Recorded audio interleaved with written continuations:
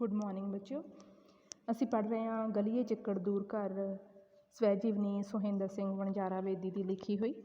ਬੱਚਿਓ, ਹੁਣ ਤੱਕ ਅਸੀਂ ਪਿਛਲੇ ਕਾਂਡਾਂ ਵਿੱਚ ਪੜ੍ਹ ਚੁੱਕੇ ਹਾਂ ਕਿ ਲੇਖਕ ਸਿਵਲ ਜੀਟੀ ਕੰਪਨੀ ਦੀ ਨੌਕਰੀ ਛੱਡ ਕੇ ਘਰ ਆ ਜਾਂਦਾ ਅਤੇ ਘਰ ਦੇ ਵਿੱਚ ਆ ਕੇ ਉਹਨੂੰ ਭੁੱਖ ਨੰਗ ਦੇ ਨਾਲ ਘੁਲਣਾ ਪੈਂਦਾ। ਘਰ ਦੇ ਵਿੱਚ ਉਹਦੀ ਬੱਚੀ ਬਿਮਾਰ ਹੋ ਜਾਂਦੀ ਹੈ, ਜਿਸ ਕਰਕੇ ਉਹਨੂੰ ਕਈ ਸਮੱਸਿਆਵਾਂ ਦਾ ਸਾਹਮਣਾ ਕਰਨਾ ਪੈਂਦਾ। ਦਰ ਆਪਣੇ ਬੱਚਿਆਂ ਦੇ ਲਈ ਉਹਨੂੰ ਘੁੰਮਣਾ ਪੈਂਦਾ। ਫਿਰ ਨੌਕਰੀ ਪ੍ਰਾਪਤ ਕਰਨ ਦੇ ਲਈ ਵੀ ਉਹਨੂੰ ਸੰਘਰਸ਼ ਕਰਨਾ ਪੈਂਦਾ, ਥਾਂ ਨੌਕਰੀ ਦੇ ਲਈ ਉਹਨੂੰ ਭਟਕਣਾ ਪੈਂਦਾ। ਸੋ ਅਸੀਂ ਪਿਛਲੇ ਕਾਂਡ ਦੇ ਵਿੱਚ ਪੜ੍ਹਿਆ, ਸੁੱਕੀ ਡਾਲ ਦੇ ਪੀਲੇ ਪੱਤਰ ਨਾਮ ਦੇ ਕਾਂਡ ਵਿੱਚ ਪੜ੍ਹਿਆ ਕਿ ਲੇਖਕ ਨੂੰ ਪ੍ਰੀਤਮ ਦੇ ਵਿੱਚ ਐਡੀਟਰ ਵਜੋਂ ਨੌਕਰੀ ਮਿਲ ਜਾਂਦੀ ਹੈ ਅਤੇ ਇਹ ਨੌਕਰੀ ਬਾਰੇ ਉਹ ਕਈ ਸਾਲਾਂ ਤੋਂ ਸੋਚ ਰਿਹਾ ਸੀਗਾ ਕਿ ਉਹਦਾ ਇਹ ਸੁਪਨਾ ਸੀਗਾ ਕਿ ਉਹ ਐਡੀਟਰ ਵਜੋਂ ਨੌਕਰੀ ਕਰੇ। ਸੋ ਇਹ ਸੁਪਨਾ ਉਹਦਾ ਸਾਕਾਰ ਹੋ ਜਾਂਦਾ। ਸੋ ਅੱਗੇ ਪੜ੍ਹਦੇ ਹਾਂ ਆਪਾਂ। ਅੱਖਾਂ ਵਿੱਚ ਸੁਪਨੇ ਲਟਕੰਦੇ। ਫਤਿਹ ਪ੍ਰੀਤਮ ਵਿੱਚ ਸੰਪਾਦਕੀ ਦੀ ਨੌਕਰੀ ਮੇਰੇ ਵਾਸਤੇ ਇੱਕ ਵੱਡੀ ਪ੍ਰਾਪਤੀ ਸੀ। ਜਿਹੜਾ ਸ਼ਖਸ ਕਲਰਕੀ ਦੀ ਅਣਚਾਹੀ ਨੌਕਰੀ ਲਈ ਥਾਂ ਭਟਕ ਰਿਹਾ ਹੋਵੇ, ਉਸ ਦੀ ਧੁਰ ਅੰਦਰ ਵਸੀ ਸੰਪਾਦਕ ਬਣਨ ਦੀ ਕਾਮਨਾ ਪੂਰੀ ਹੋ ਜਾਵੇ ਤਾਂ ਉਹਦੇ ਵਾਸਤੇ ਇਹ ਕਿਸੇ ਅਜੂਬੇ ਤੋਂ ਘੱਟ ਨਹੀਂ ਹੁੰਦਾ। ਜੇ ਜ਼ਿੰਦਗੀ ਵਿੱਚ ਅਜੂਬੇ ਹੋਣ ਲੱਗਣ ਤਾਂ ਅੱਖਾਂ ਵਿੱਚ ਸੁਨਹਿਰੇ ਸੁਪਨੇ ਨੱਚਣ ਲੱਗਦੇ ਨੇ।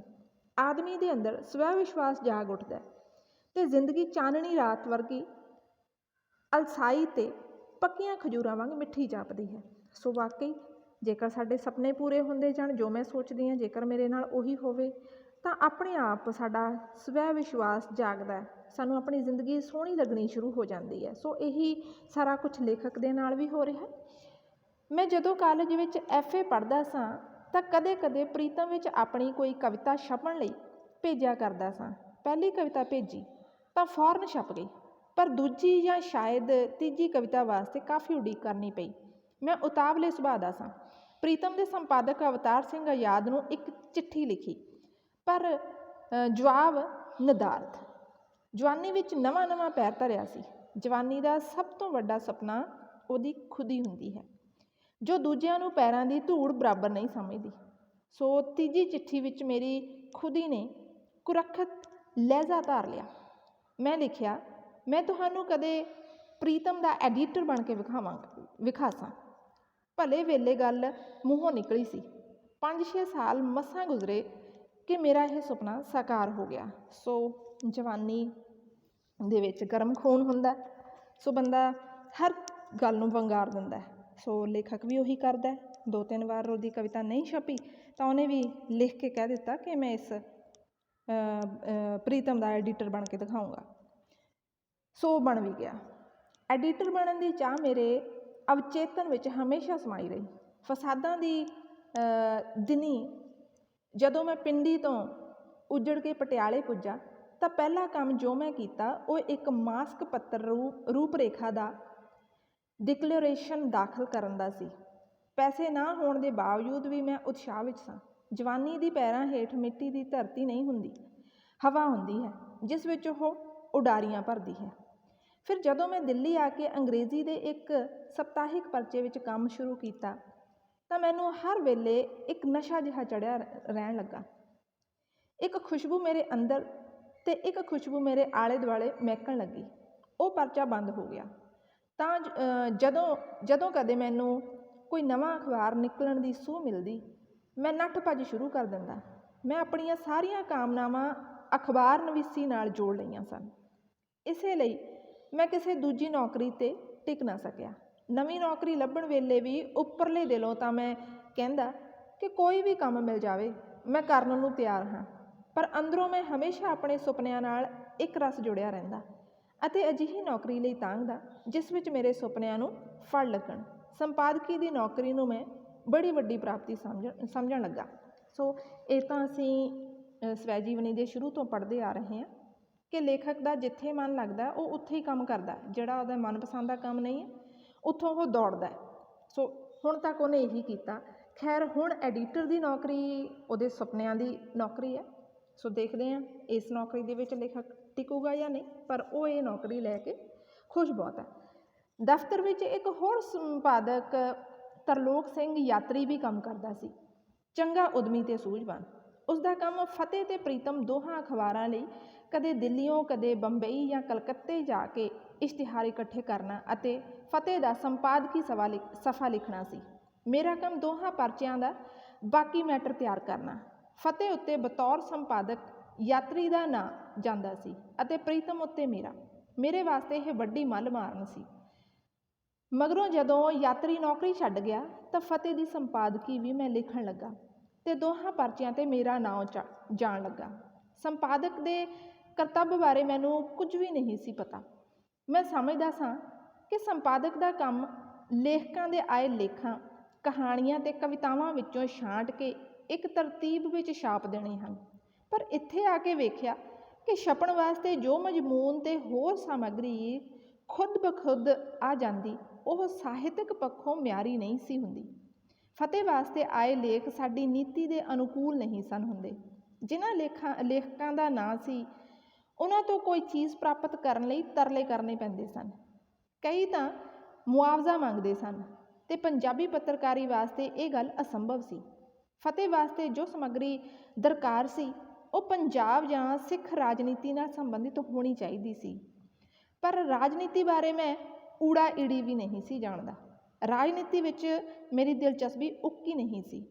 ਸੋ ਮੈਨੂੰ 3-4 ਦਿਨਾਂ ਵਿੱਚ ਹੀ ਅਹਿਸਾਸ ਹੋ ਗਿਆ ਕਿ ਸੰਪਾਦਕ ਨੂੰ ਜੋ ਕੰਮ ਕਰਨੇ ਪੈਂਦੇ ਹਨ, ਉਹਨਾਂ ਵਿੱਚੋਂ ਬਹੁਤੇ ਮੇਰੇ ਵੱਸੋਂ ਬਾਹਰ ਨੇ। ਮੈਨੂੰ ਖਦਸ਼ਾ ਹੋਣ ਲੱਗਾ ਕਿ ਕਿਧਰੇ ਕੰਮ ਨਾ ਨਿਭਾ ਸਕਣ ਕਰਕੇ ਮੇਰੀ ਛੁੱਟੀ ਨਾ ਹੋ ਜਾਵੇ। ਸੋ ਜਿਹੜਾ ਕੰਮ ਬੰਦੇ ਨੇ ਜ਼ਿੰਦਗੀ 'ਚ ਕੀਤਾ ਨਾ ਹੋਵੇ, ਉਸ ਤੋਂ ਬੰਦੇ ਨੂੰ ਡਰ ਜ਼ਰੂਰ ਲੱਗਦਾ। ਸੋ ਲੇਖਕ ਦਾ ਤਾਂ ਰਾਜਨੀਤੀ ਦੇ ਨਾਲ ਕੋਈ ਵਾਹ ਹੀ ਨਹੀਂ ਰਿਹਾ ਹੁਣ ਤੱਕ। ਦਿਲਚਸਪੀ ਵੀ ਹੋਣੀ ਜ਼ਰੂਰੀ ਹੈ, ਰੁਚੀ ਹੋਣੀ ਜ਼ਰੂਰੀ ਹੈ ਜਿਸ ਕੰਮ ਨੂੰ ਤੁਸੀਂ ਕਰਦੇ ਹੋ। ਸੋ ਸੁਪਨੇ ਤਾਂ ਅਸੀਂ ਜ਼ਰੂਰ ਬਣਾ ਲੈਂਦੇ ਹਾਂ ਕਿ ਮੈਂ ਆਹ ਬਣਨਾ, ਪਰ ਵਿੱਚ ਉਹ ਬਣ ਕੇ ਸਾਨੂੰ ਕਰਨਾ ਕੀ ਪਏਗਾ, ਉਸ ਬਾਰੇ ਸਾਨੂੰ ਜਾਣਕਾਰੀ ਨਹੀਂ ਹੁੰਦੀ। ਇਸ ਕਰਕੇ ਇਹੋ ਜਿਹੀਆਂ ਸਮੱਸਿਆਵਾਂ ਦਾ ਸਾਹਮਣਾ ਸਾਨੂੰ ਕਰਨਾ ਪੈਂਦਾ। ਸੋ ਲੇਖਕ ਨੂੰ ਵੀ ਇਸ ਮੁਸ਼ਕਿਲ ਦੇ ਵਿੱਚੋਂ ਨਿਕਲਣਾ ਪਏਗਾ। ਕੰਮ ਵੀ ਕਾਫੀ ਜ਼ਿਆਦਾ ਸੀ। ਸਾਰਾ ਦਿਨ ਜੁਟਿਆ ਰਹਿੰਦਾ। ਕਦੇ ਇਸ਼ਤਿਹਾਰ ਬਣਾ ਰਿਹਾ ਹੁੰਦਾ ਜੋ ਅੰਗਰੇਜ਼ੀ ਵਿੱਚ ਮਿਲਦੇ ਸਨ ਅਤੇ ਪੰਜਾਬੀ ਵਿੱਚ ਅਨੁਵਾਦ ਕਰਕੇ ਉਹਨਾਂ ਨੂੰ ਇੱਕ ਲੁਭਾਵਣਾ ਸਰੂਪ ਦਿੰਦਾ। ਹਫ਼ਤੇ ਭਰ ਦੀਆਂ ਚੋਣਵੀਆਂ ਅਤੇ ਦਿਲਚਸਪ ਖਬਰਾਂ ਦਾ ਇੱਕ ਭਰਪੂਰ ਸਫ਼ਾ ਤਿਆਰ ਕਰਨਾ। ਖਬਰਾਂ ਅੰਗਰੇਜ਼ੀ ਵਿੱਚੋਂ ਅਨੁਵਾਦ ਕਰਨੀਆਂ ਪੈਂਦੀਆਂ। ਫਿਲਮਾਂ ਦੇ ਰਿਵਿਊ। ਫਤਿਹ ਦਾ ਮੁੱਖ ਲੇਖ ਜੋ 4 ਸਫ਼ਿਆਂ 'ਤੇ ਫੈਲਿਆ ਹੁੰਦਾ, ਬਹੁਤੀ ਵਾਰ ਖੁਦ ਲਿਖਣਾ। ਕਈ ਹੋਰ ਲੇਖ ਉਰਦੂ, ਹਿੰਦੀ ਜਾਂ ਅੰਗਰੇਜ਼ੀ ਵਿੱਚੋਂ ਅਨੁਵਾਦ ਕਰਕੇ ਛਾਪਣੇ। ਪ੍ਰੀਤਮ ਦੀ ਸੰਪਾਦਕੀ ਲਿਖਣੀ। ਦੋਹਾਂ ਅਖਬਾਰਾਂ ਦੇ ਕਈ ਵਾਰ ਪ੍ਰੂਫ ਪੜ੍ਹਨੇ। ਤਜਰਬਾ ਨਾ ਹੋਣ ਕਰਕੇ ਮੁਸ਼ਕਿਲਾਂ ਜ਼ਿਆਦਾ ਪੈਂਦੀਆਂ। ਕੋਈ ਸੇਧ ਦੇਣ ਵਾਲਾ ਨਹੀਂ ਸੀ। ਆਪਣੀ ਕੋਈ ਵਿਚਾਰਧਾਰਾ ਅਜੇ ਬਣੀ ਨਹੀਂ ਸੀ। ਨਾਲੇ ਮੈਂ ਤਾਂ ਸਿਰਫ ਕਵਿਤਾ ਲਿਖ ਸਕਦਾ ਸਾਂ ਜਾਂ ਫਿਰ ਕਦੇ ਕਦਾਈ ਕਹਾਣੀ ਅਤੇ ਇਕਾਂਗੀ ਲਿਖ ਲੈਂਦਾ। ਸਾਹਿਤਕ ਕੰਮ ਕਰਨ ਵਿੱਚ ਮੈਨੂੰ ਆਨੰਦ ਮਿਲਦਾ, ਪਰ ਇੱਥੇ ਤਾਂ ਸਾਹਿਤਕ ਨਾਲੋਂ ਗੈਰ ਸਾਹਿਤਕ ਕੰਮ ਜ਼ਿਆਦਾ ਸੀ। ਇਸ ਲਈ ਮੇਰਾ ਘਬਰਾਉਣਾ ਸੁਭਾਵਿਕ ਸੀ। ਸੋ ਜੇਕਰ ਕੋਈ ਲੇਖਕ ਹੈ, ਇਹਦਾ ਮਤਲਬ ਇਹ ਨਹੀਂ ਹੈ ਕਿ ਉਹ ਅਖਬਾਰ ਦੇ ਵਿੱਚ ਕੰਮ ਕਰਨ ਦੇ ਯੋਗ ਹੈ। ਅਤੇ ਲੇਖਕ ਸੁਹਿੰਦਰ ਸਿੰਘ ਵਣਜਾਰਾਬੇਦੀ ਇੱਕ ਅੱਛਾ ਲੇਖਕ ਹੈ। ਉਹ ਕਵਿਤਾਵਾਂ ਲਿਖ ਸਕਦਾ, ਕਹਾਣੀਆਂ ਲਿਖ ਸਕਦਾ, ਇਕਾਂਗੀ ਲਿਖ ਸਕਦਾ, ਪਰ ਉਹ ਅਖਬਾਰ ਦੇ ਵਿੱਚ ਐਜ਼ ਆ ਐਡੀਟਰ ਜਾਂ ਐਜ਼ ਆ ਸੰਪਾਦਕ ਚੰਗਾ ਰੋਲ ਨਿਭਾ ਸਕਦਾ, ਇਹ ਨਹੀਂ ਆਪਾਂ ਕਹਿ ਸਕਦੇ। ਸੋ ਇਸ ਕਰਕੇ ਲੇਖਕ ਘਬਰਾਉਂਦਾ। ਕੰਮ ਕਰਦਿਆਂ 4-5 ਦਿਨ ਹੀ ਹੋਏ ਸਨ ਕਿ ਨਾਰੰਗ ਸਾਹਿਬ ਕਹਿਣ ਲੱਗੇ, ਇਉਂ ਬੈਠਿਆਂ ਕੰਮ ਨਹੀਂ ਚੱਲਣਾ। ਫਤਿਹ ਦੇ ਅਗਲੇ ਅੰਕ ਲਈ ਮੁੱਖ ਲੇਖ ਲਿਖੋ। ਅੱਛਾ ਜੀ, ਮੈਂ ਘਬਰਾ ਕੇ ਪੁੱਛਿਆ, ਕਿਸ 'ਤੇ ਲਿਖਾਂ? ਇਹ ਤੂੰ ਖੁਦ ਸੋਚ, ਕਿਸੇ ਭਖਦੇ ਮਸਲੇ 'ਤੇ ਹੋਣਾ ਚਾਹੀਦਾ। ਮੈਨੂੰ ਵੱਢੋ ਤਾਂ ਲਹੂ ਨਹੀਂ, ਅੱਖਾਂ ਅੱਗੇ ਧੁੰਦ ਜਿਹੀ ਛਾ ਗਈ। ਮੈਂ ਕਦੇ ਕੋਈ ਸਿਆਸੀ ਲੇਖ ਨਹੀਂ ਸੀ ਲਿਖਿਆ। ਮੇਰੀ ਦਿਲਚਸਪੀ ਹੀ ਨਹੀਂ ਸੀ। ਅਖਬਾਰ ਵੀ ਕਦੇ ਨੇਮ ਨਾਲ ਨਹੀਂ ਸੀ ਪੜ੍ਹੀ। ਜੋ ਕਿੱਧਰੋਂ ਹੱਥ ਲੱਗ ਜਾਂਦੀ ਤਾਂ ਉੜਦੀ ਜਿਹੀ ਨਜ਼ਰ ਖਬਰਾਂ 'ਤੇ ਫੇਰ ਲੈਂਦਾ ਅਤੇ ਫਿਰ ਖਾਲੀ ਅਸਾਮੀਆਂ ਵਾਲੇ ਪੰਨੇ ਵਿੱਚ ਡੁੱਬ ਜਾਂਦਾ। ਕੀ ਲਿਖਾਂ ਅਤੇ ਕਿਸ ਵਿਸ਼ੇ 'ਤੇ ਲਿਖਾਂ? ਮੈਂ ਇੱਕ ਕਰੜੇ ਜਿਹੇ ਸ਼ਿਕੰਜੇ 'ਚ ਜਕੜਿਆ ਗਿਆ। ਜਿਸ ਨੌਕਰੀ ਨੂੰ ਮੈਂ ਫੁੱਲਾਂ ਦੀ ਖੁਸ਼ਬੂ ਸਮਝ ਕੇ ਹਮੇਸ਼ਾ ਤਾਂਘਦਾ ਰਿਹਾ ਸਾਂ, ਉਹ ਅੱਜ ਕੰਡਿਆਲੀ ਥੋਹਰ ਬਣ ਕੇ ਮੇਰੇ ਜਿਸਮ, ਮੇਰੀ ਸੋਚ ਅਤੇ ਮੇਰੀ ਚੇਤਨਾ ਨੂੰ ਅਖਰਨ ਲੱਗੀ। ਨਾ ਮੈਂ ਅੱਗੇ ਲੰਘਾਉਣ ਜੋਗਾ ਰਿਹਾ ਸਾਂ ਅਤੇ ਨਾ ਥੁੱਕਣ ਜੋਗਾ। ਕੀ ਮੈਂ ਹਾਰ ਮੰਨ ਲਵਾਂ ਅਤੇ ਕਹਿ ਦਿਆਂ ਕਿ ਇਹ ਕੰਮ ਮੇਰੀ ਵਸੋਂ ਬਾਹਰ ਹੈ? ਨਹੀਂ। ਜੇ ਮੈਂ ਐਤਕੀ ਹਾਰ ਮੰਨ ਲਈ ਤਾਂ ਮੇਰੇ ਸਾਰੇ ਸੁਪਨੇ ਵਿਖਰ ਜਾਣਗੇ। ਨਹੀਂ ਨਹੀਂ, ਮੇਰੇ ਸੁਪਨਿਆਂ ਦੀਆਂ ਬੁਨਿਆਦਾਂ ਹੀ ਗਿਰ ਜਾਣਗੀਆਂ। ਸੁਪਨਿਆਂ ਬਗੈਰ ਤਾਂ ਬੰਦਾ ਅਪਾਹਜ ਹੈ, ਮਿੱਟੀ ਦਾ ਇੱਕ ਡਲਾ, ਅਤੇ ਮੈਂ ਅਪਾਹਜ ਬਣ ਕੇ ਨਹੀਂ ਸੀ ਜੀਣਾ ਚਾਹੁੰਦਾ। ਸੋ ਬੱਚਿਓ, ਜੇਕਰ ਅਸੀਂ ਸੁਪਨੇ ਬਣਾਉਂਦੇ ਹਾਂ, ਉਸਾਰਦੇ ਹਾਂ, ਤਾਂ ਉਹਨਾਂ ਸੁਪਨਿਆਂ ਨੂੰ ਪੁਗਾਉਣ ਦਾ ਦਮ ਵੀ, ਹੌਸਲਾ ਵੀ ਸਾਨੂੰ ਰੱਖਣਾ ਚਾਹੀਦਾ। ਇੱਕਦਮ ਜਦੋਂ ਅਸੀਂ ਕਿਸੇ ਕੰਮ ਦੇ ਵਿੱਚ ਜਾਂਦੇ ਹਾਂ ਤਾਂ ਉਹ ਔਖਾ ਹੀ ਹੁੰਦਾ। ਜਿਵੇਂ ਹਰ ਕਲਾਸ ਦੇ ਵਿੱਚ ਜਦੋਂ ਆਪਾਂ ਪੈਰ ਧਰਦੇ ਹਾਂ ਤਾਂ ਉਹਦਾ ਸਿਲੇਬਸ ਸਾਨੂੰ ਔਖਾ ਲੱਗਦਾ, ਪਰ ਜਦੋਂ ਅਸੀਂ ਐਂਡ ਕਰ ਲੈਂਦੇ ਹਾਂ, ਜਦੋਂ ਆਪਾਂ ਪੂਰਾ ਸਮੈਸਟਰ ਜਾਂ ਪੂਰਾ ਸਾਲ ਕੱਢ ਲੈਂਦੇ ਹਾਂ, ਤਾਂ ਫਿਰ ਸਾਨੂੰ ਉਹ ਸੌਖਾ ਲੱਗਣਾ ਸ਼ੁਰੂ ਹੋ ਜਾਂਦਾ। ਇਸ ਕਰਕੇ ਸ਼ੁਰੂ ਦੇ ਵਿੱਚ ਹੀ ਹਾਰ ਜਾਣਾ ਵੱਡੀ ਭੁੱਲ ਹੈ। ਮਿਹਨਤ ਜ਼ਰੂਰ ਕਰਨੀ ਚਾਹੀਦੀ ਹੈ। ਨਹੀਂ, ਮੈਂ ਇਉਂ ਹਾਰ ਨਹੀਂ ਮੰਨਾਂਗਾ। ਮੈਂ ਖੂਬ ਮਿਹਨਤ ਕਰਾਂਗਾ, ਰੱਜ ਕੇ ਪੜ੍ਹਾਂਗਾ, ਆਪੇ ਗੱਲ ਸੁੱਝੇਗੀ। ਦਿਨ ਰਾਤ ਲਿਖਾਂਗਾ, ਮੁੜ ਮੁੜ ਸੋਧਾਂਗਾ, ਆਪੇ ਜਾਚ ਆ ਜਾਵੇਗੀ। ਕੋਈ ਬੰਦਾ ਮਾਂ ਦੇ ਪੇਟੋਂ ਤਾਂ ਸਿੱਖ ਕੇ ਨਹੀਂ ਆਉਂਦਾ। ਜੇ ਕੋਈ ਦੂਜਾ ਸਿਆਸਤ ਬਾਰੇ ਲੇਖ ਲਿਖ ਸਕਦਾ ਤਾਂ ਮੈਂ ਕਿਉਂ ਨਹੀਂ ਲਿਖ ਸਕਦਾ? ਸੋ ਇਹ ਗੱਲ ਸਾਨੂੰ ਸਾਰਿਆਂ ਨੂੰ ਸਮਝ ਲੈਣੀ ਚਾਹੀਦੀ ਹੈ ਕਿ ਸਾਰੀ ਜ਼ਿੰਦਗੀ ਸਾਨੂੰ ਸਿੱਖਣ ਦੇ ਵਿੱਚ ਲੱਗ ਜਾਂਦੀ ਹੈ, ਫਿਰ ਵੀ ਅਸੀਂ ਸਾਰਾ ਕੁਝ ਨਹੀਂ ਸਿੱਖ ਪਾਉਂਦੇ। ਸੋ ਮਾਂ ਦੇ ਪੇਟੋਂ ਅਸੀਂ ਕਦੇ ਵੀ ਸਿੱਖ ਕੇ ਨਹੀਂ ਆਉਂਦੇ। ਇਸ ਸੰਸਾਰ ਦੇ ਵਿੱਚ ਆ ਕੇ ਹੀ ਅਸੀਂ ਨਵੀਆਂ ਨਵੀਆਂ ਚੀਜ਼ਾਂ ਸਿੱਖ ਸਕਦੇ ਹਾਂ, ਪਰ ਤਾਂਘ ਦਾ ਹੋਣਾ ਜ਼ਰੂਰੀ ਹੈ। ਭੀੜਾਂ ਵੇਲੇ ਮੇਰਾ ਨਾਇਕ ਹਮੇਸ਼ਾ ਪਰਮਾਤਮਾ ਰਿਹਾ। ਮੈਂ ਭਾਵੇਂ ਉਸ ਤੋਂ ਨਾਬਰ ਹੀ ਹੋਵਾਂ, ਤਹਿ ਦਿਲੋਂ ਮੈਂ ਉਸ ਦੀ ਸਰਦਾਰੀ ਕਬੂਲੀ ਹੈ। ਉਸ ਤੋਂ ਮੈਨੂੰ ਅਥਾਹ ਸ਼ਕਤੀ ਮਿਲੀ ਹੈ। ਮੈਂ ਕਿਤਨਾ ਵੀ ਖਾਲੀ ਹੋਵਾਂ, ਭਰਿਆ ਭਕੁੰਨਾ ਹੋ ਜਾਂਦਾ ਹਾਂ। ਇੱਕ ਚਾਨਣ ਦਾ ਬੋਹੜ ਮੇਰੇ ਅੰਦਰੋਂ ਉੱਗ ਕੇ ਮੇਰੇ ਚਾਰ ਚੁਫੇਰੇ ਸਵੇਰ ਵਾਂਗ ਫੈਲ ਜਾਂਦਾ। ਅੰਦਰ ਬਾਹਰ ਕਸਤੂਰੀ ਮਹਿਕ ਉੱਠਦੀ ਹੈ। ਅੰਦਰੋਂ ਅਜਿਹੀ ਮਾਨਸਿਕ ਸ਼ਕਤੀ ਜਾਗ ਪੈਂਦੀ ਹੈ ਕਿ ਅਸੰਭਵ ਸੰਭਵ ਹੋ ਨਿਬੜਦਾ। ਤਾਂ ਵੀ ਮੇਰੀ ਪਰਮਾਤਮਾ ਪ੍ਰਤੀ ਸ਼ਰਧਾ ਅਤੇ ਆਸਥਾ ਹਮੇਸ਼ਾ ਇਕਸਾਰ ਨਹੀਂ ਰਹੀ। ਕਈ ਵਾਰ ਵਿਸ਼ਵਾਸ ਤਿੜਕੇ ਨੇ। ਮੈਂ ਅਨੇਕਾਂ ਵਾਰ ਰੁੱਸਿਆ ਹਾਂ, ਬੱਚਿਆਂ ਵਾਂਗ। ਕਈ ਵਾਰ ਲੜਿਆ ਝਗੜਿਆ ਵੀ ਹਾਂ, ਅੱਥਰੇ ਬਾਲ ਵਾਂਗ। ਮੁਸੀਬਤਾਂ ਹਮੇਸ਼ਾ ਚੰਗਿਆੜੀਆਂ ਵਾਂਗ ਮੇਰੇ ਰਾਹਾਂ 'ਤੇ ਮਟਕਦੀਆਂ ਰਹੀਆਂ ਨੇ, ਜੋ ਕਦੇ ਸ਼ੋਅਲੇ ਬਣ ਜਾਂਦੀਆਂ। ਮੈਂ ਤੱਤੀਆਂ ਤੀੜਾਂ ਉੱਤੇ ਅਨੇਕਾਂ ਵਾਰ ਕਬਾਬ ਵਾਂਗ ਭੁੱਜਦਾ ਰਿਹਾ। ਇਸ ਲਈ ਆਪਣੇ ਨਾਇਕ ਤੋਂ ਕਦੇ ਕਦੇ ਮੂੰਹ ਮੋੜ ਲੈਣਾ ਵੀ ਇੱਕ ਸੁਭਾਵਿਕ ਗੱਲ ਹੀ ਸੀ। ਸੋ ਇਹ ਵੈਸੇ ਆਪਾਂ ਵੀ ਕਰਦੇ ਹਾਂ, ਪਰ ਸਾਨੂੰ ਹਮੇਸ਼ਾ ਧਿਆਨ ਵਿੱਚ ਰੱਖਣਾ ਚਾਹੀਦਾ ਹੈ ਕਿ ਪਰਮਾਤਮਾ ਨੂੰ ਇੱਕਦਮ ਆਪਾਂ ਛੱਡ ਨਾ ਦਈਏ। ਕਈ ਵਾਰੀ ਜ਼ਿੰਦਗੀ ਦੇ ਵਿੱਚ ਦੁੱਖ ਆਉਂਦੇ ਆ ਤਾਂ ਕਿਤੇ ਨਾ ਕਿਤੇ ਸਾਡਾ ਵਿਸ਼ਵਾਸ ਵੀ ਡੋਲ ਜਾਂਦਾ, ਆਪਾਂ ਪਰਮਾਤਮਾ ਤੋਂ ਨਾਰਾਜ਼ ਵੀ ਹੋ ਜਾਂਦੇ ਹਾਂ।